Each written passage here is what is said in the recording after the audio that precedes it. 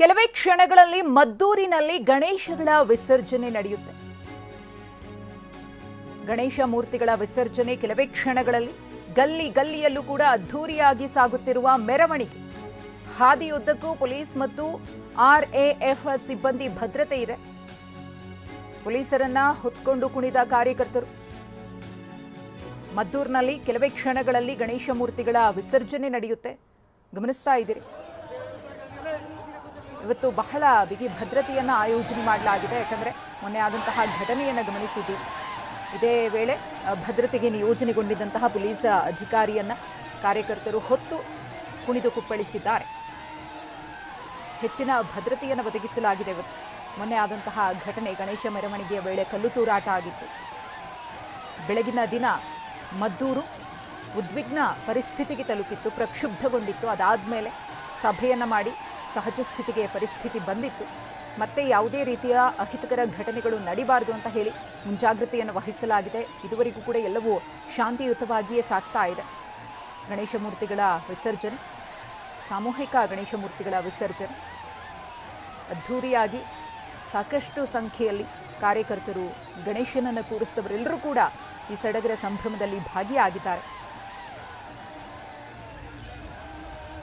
Dance ಮಾಡ್ತಾ ಅಲ್ಲಿದ್ದಂತಹ police ಸಿಬ್ಬಂದಿ, police ಅಧಿಕಾರಿಗಳ ಜೊತೆಗೂ ಕೂಡ ಈ ಖುಷಿಯನ್ನ ಹಂಚಿಕೊಂಡಿದ್ದಾರೆ.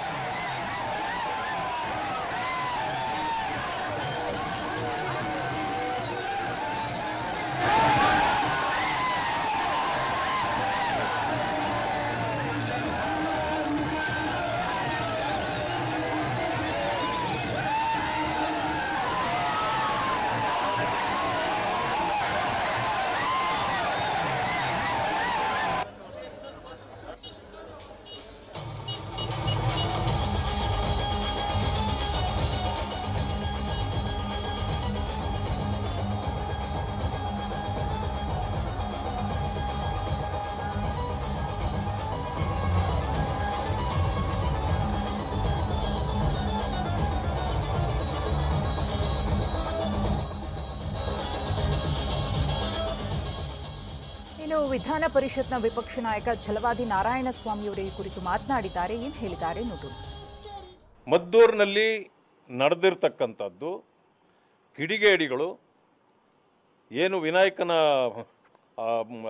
ಪ್ರೊಸೆಷನ್ ನಡೀತಾ ಇತ್ತು, ಇನ್ನೇನು ಸ್ವಲ್ಪ ಕಾಲದಲ್ಲಿ ಅವರು ತಗೊಂಡೋಗಿ ನೀರಿಗೆ ಬಿಡ್ತಕ್ಕಂಥ ವಿಸರ್ಜನೆಯ ಸಮಯ ಇತ್ತು. 7 ಗಂಟೆ ಹೊತ್ತಿಗೆ ಕರೆಂಟ್ ಆಫ್ ಮಾಡಿ ಅವರು ಮಸೀದಿಗಳ ಮೇಲೆ ನಿಂತ್ಕೊಂಡು ಕಲ್ಲು ತೂರಾಟ ಮಾಡಿದ್ದಾರೆ.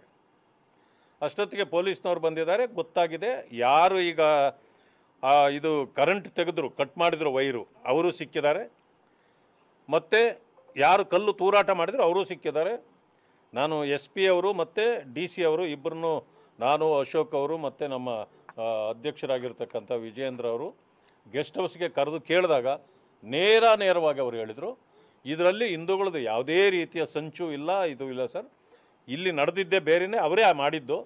ಆದರೆ ಅದನ್ನು ನಾವು ತಣ್ಣಗೆ ಮಾಡಬೇಕು ಅನ್ನೋ ಕಾರಣಕ್ಕೆ, ದೊಡ್ಡ ಅನಾಹುತ ಆಗಬಾರ್ದು ಅನ್ನೋ ಕಾರಣಕ್ಕೆ ನಾವು ಲಾಠಿ ಚಾರ್ಜ್ ಮಾಡಬೇಕಾಯ್ತು. ಇದಾದ ಮೇಲೂ ಕೂಡ ಅವರು ಮತ್ತೆ ಶುರು ಮಾಡಿದರು. ಮಾಡಿದ್ದಕ್ಕೆ ನಾವು ಅವರ ಮೇಲೆ FIRಗಳು ಹಾಕಿದ್ದೀವಿ. ಅವರು ಸುಮಾರು ಈಗ 22 ಜನರನ್ನು ಅರೆಸ್ಟು ಮಾಡಿದ್ದೇವೆ. ಹಿಂದೂ ಕಾರ್ಯಕರ್ತರನ್ನು ಅರೆಸ್ಟ್ ಮಾಡೋದಿಲ್ಲ, ಆದರೆ ಸಹಜವಾಗಿ ಒಂದು FIRನ್ನು ನಾವು ಹಾಕಬೇಕಾಗ್ತದೆ. ಯಾರ ಹೆಸರುಗಳು ಇಲ್ಲದೆ ನಾವು FIRನ ಫೈಲ್ ಮಾಡಿದ್ದೀವಿ, ಅದನ್ನು ಕೈ ಬಿಡ್ಬೋದು ಅಂತಕ್ಕಂಥ ಮಾತನ್ನು ಅವ್ರು ಹೇಳಿದ್ದಾರೆ.